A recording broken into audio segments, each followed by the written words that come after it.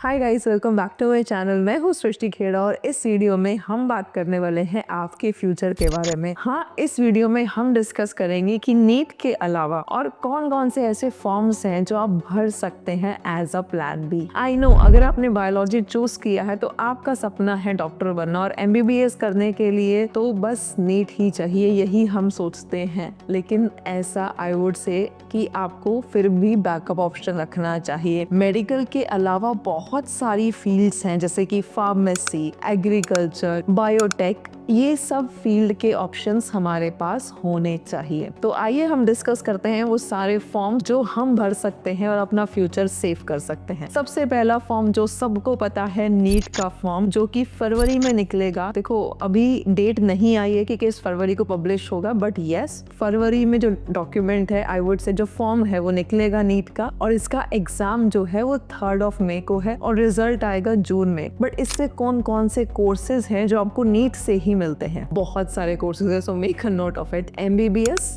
BAMS, BHMS, BUMS, BSc nursing, BDS, BNY, ये सारे के सारे कोर्सेज हैं जो आपको नीट से ही मिलते हैं। आई नो, आपको लग रहा है कि ये फॉर्म भर दिया तो सारे कोर्सेज तो हो गए, अब हमें किसी और फॉर्म की जरूरत नहीं है, बट ऐसा नहीं है। ये तो आपका प्लान ए है, ये सारे के सारे कोर्सेज आपको नीट से ही मिल जाएंगे, ये आपका प्लान ए है। लेकिन हमारे पास प्लान भी होना चाहिए, उसके लिए हम डिस्कस करेंगे आगे वाले फॉर्म्स की नीट के अलावा हमें कौन कौन से फॉर्म्स भरने हैं। आई नो, आपका सपना MBBS ही है कि MBBS नहीं मिला तो चलो BDS कर लेंगे, BAMS कर लेंगे, नर्सिंग कर लेंगे, ये सब तो नीट से ही मिल रहे हैं। लेकिन नहीं, बहुत सारे अच्छे अच्छे फॉर्म्स हैं जो आपको भरने चाहिए और आपका फ्यूचर सेव हो सकता है कि किसी वजह से आपका नीट में MBBS में नहीं हुआ, या फिर आपका मूड चेंज हो गया कि नहीं, अब ना मुझे इसमें नहीं जाना, मुझे एम्स से नर्सिंग करनी है। तो क्या एम्स से नर्सिंग नीट से मिलेगी? नहीं। आइए हम आपको बताते हैं। सेकेंड फॉर्म यहाँ पे बहुत इंपॉर्टेंट फॉर्म है, वो है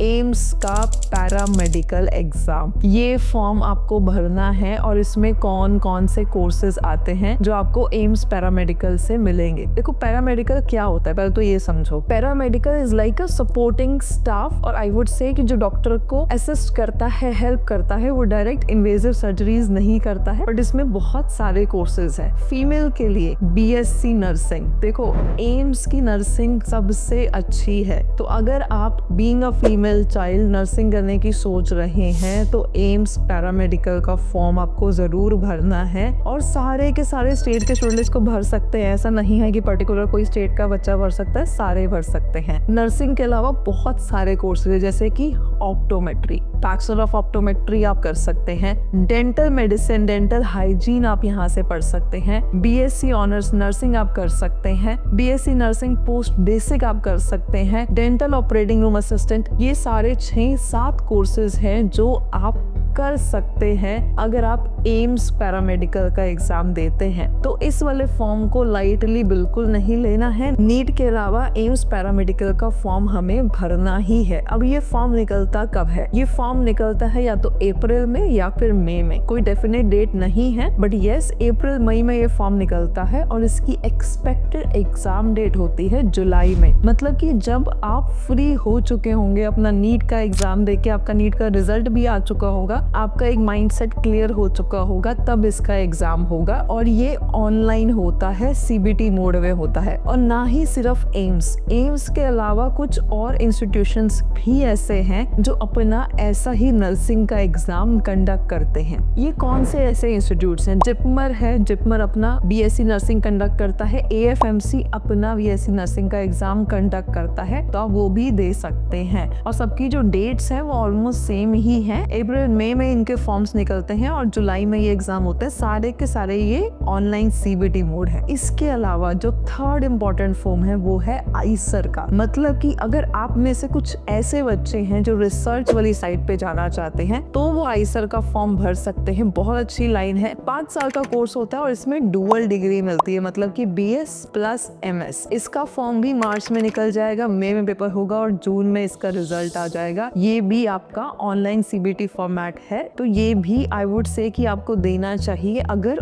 आपका माइंडसेट कहीं दूर दूर तक ऐसा है कि मुझे साइंस एंड रिसर्च में जाना है मेडिकल की, तो ये भी आप दे सकते हैं। इनफैक्ट ना कि सिर्फ मेडिकल के बच्चे, यहाँ पे जेई के बच्चे भी ये फॉर्म भर सकते हैं, ये एग्जाम दे सकते हैं और रिजल्ट इसका नीट के आसपास ही जून में ही आता है। काफी ही हेल्पफुल रहेगा अगर आपको रिसर्च में जाना है तो। इसके बाद जो अगला फॉर्म है वो है नाइसर का। अब नाइसर का फॉर्म, इसको नाइसर बोलते हैं भुवनेश्वर के लिए और सेप्स जो है वो मुंबई के लिए है। ये भी एक ऐसे फॉर्म है जो आपके लिए बहुत हेल्पफुल रहेंगे। बहुत सारे बच्चों को नाइसर के बारे में नहीं पता होता है या फिर सेप्स के बारे में नहीं पता होता है। अगर आप भी ऐसे स्टूडेंट हैं तो आई वुड से कि एटलीस्ट ये वीडियो आपके लिए तो हेल्पफुल रही है। अब इसका जो फॉर्म है वो फरवरी से लेकर के मई के बीच में कभी भी निकल सकता है। एग्जाम होगा लगभग जून में और रिजल्ट आ जाएगा जुलाई में। सबका ऑनलाइन ही है, ये तो ज्यादा कुछ मुश्किल नहीं है। आई वुड सजेस्ट कि ये भी आप भर सकते हैं। इसके अलावा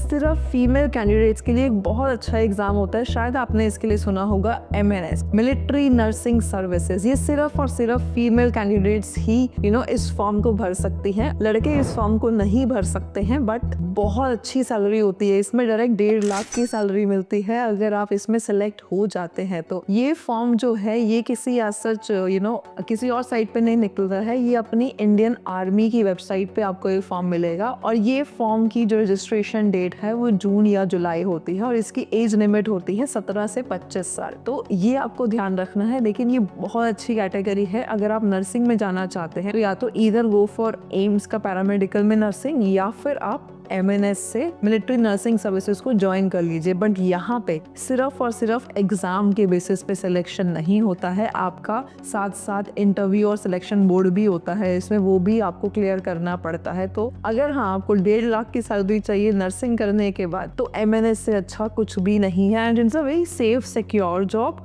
आई वुड से गवर्नमेंट जॉब आपको डायरेक्ट मिलती है। और यहाँ पे जो इंस्टीट्यूशंस भी हैं वो कुछ 5-6 कॉलेजेस हैं वो लिस्टेड है। सिर्फ उसी कॉलेज में ही आप पढ़ेंगे, जैसे कि AFMC पुणे। तो ये एक बहुत अच्छा ऑप्शन है अगर आप किसी वजह से नीट में अच्छा स्कोर नहीं कर पाते हैं, आपका पैरामेडिकल एम्स नहीं निकलता है, तो MNS भी एक बहुत अच्छा ऑप्शन है लड़कियों के लिए। You shall consider this option. बस एक बात है कि इसमें बॉन्ड भी साइन होता है, बट हाँ जब इतनी सैलरी मिल रही होगी तो बॉन्ड साइन करने में कोई बहुत बड़ी बात नहीं है। इसके अलावा ICAR, Indian council of agriculture research, इसका पेपर पहले अलग से होता था बट इसका एग्जाम अब मर्ज कर दिया गया है आपका CUET में ही। आई नो आप सबने CUET के बारे में सुना ही होगा, तो नेक्स्ट हम उसी पे आने वाले हैं कि इन सब फॉर्म के अलावा आपको CUET का फॉर्म भी भरना है। नीट और CUET सबने सुना है बट बीच वाले फॉर्म शायद आप सबने नहीं सुने होंगे। तो अगर आप कुछ भी रिलेट कर पा रही है कि अगर नीट नहीं तो मेरे पास बैकअप ऑप्शन क्या है, आई वुड से कि अपना बैकअप ऑप्शन बना लीजिए और अपना फॉर्म उस हिसाब से भरिए। और ये बहुत इंपॉर्टेंट टाइम है। कभी कभी क्या होता है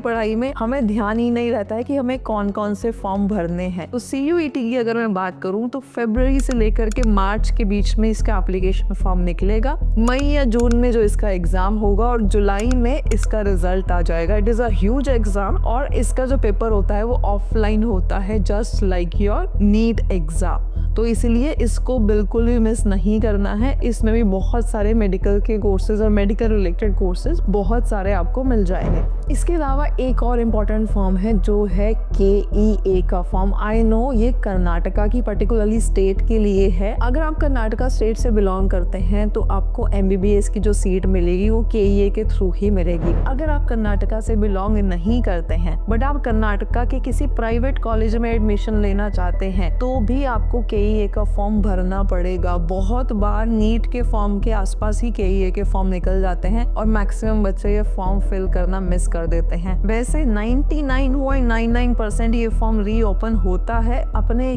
13 सालों के एक्सपीरियंस में मैंने हमेशा देखा है जब से नीट आया है KEA के फॉर्म हमेशा नीट से पहले निकलते हैं बट हमेशा रीओपन होते हैं। But why should we miss the chance? अगर हमें पता है कि हाँ ये फॉर्म निकलना है तो इसका भी फॉर्म जो है वो नीट के फॉर्म के आसपास ही निकल जाता है। हमें KEA के फॉर्म का भी बहुत ध्यान रखना है। अगर आप भी चाहते हैं कि आपको ऐसे अपडेट्स मिलते रहे कि कब कौन सा फॉर्म निकल रहा है, कौन सा फॉर्म फॉर्म कैसे भरना है, कौन से डॉक्यूमेंट्स रिक्वायर है, तो आप हमारे चैनल को सब्सक्राइब कर सकते हैं, हमारे सोशल हैंडल्स को फॉलो कर सकते हैं, या फिर आपको कोई भी दिक्कत आ रही है, कुछ समझ में नहीं आ रहा है, तो आप हमें कॉल कर सकते हैं on the numbers given on the screen. हम आपकी पर्सनली फॉर्म भरने में भी हेल्प कर सकते हैं, या फिर कोई डॉक्यूमेंट आपको समझ में नहीं आ रहा है कैसे बनवाना है, कौन सा फॉर्म कब कहाँ कैसे, हर चीज में एंड टू एंड हम आपकी हेल्प करेंगे। So if you need any help related to any form, medical से रिलेटेड कुछ भी आपको हेल्प चाहिए फॉर्म भरने में, MBBS एडमिशन में, या फिर MBBS अब्रॉड एडमिशन में, कुछ भी, we are end to end solution. I hope आपको ये वीडियो अच्छी लगी होगी। Till the next one, I would say good bye.